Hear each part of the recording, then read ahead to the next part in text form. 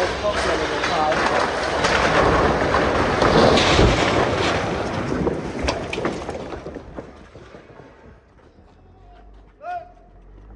Ambulansı arayalım.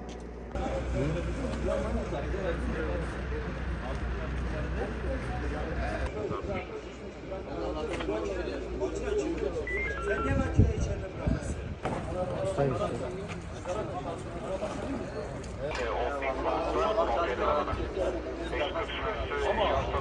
Sen karşı bıraktın.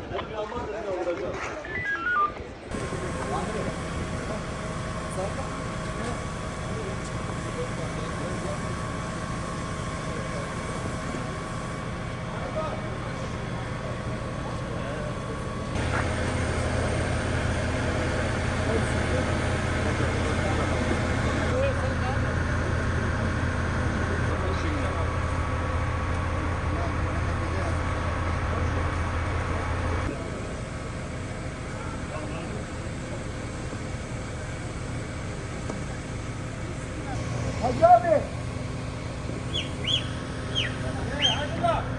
Hacı abi.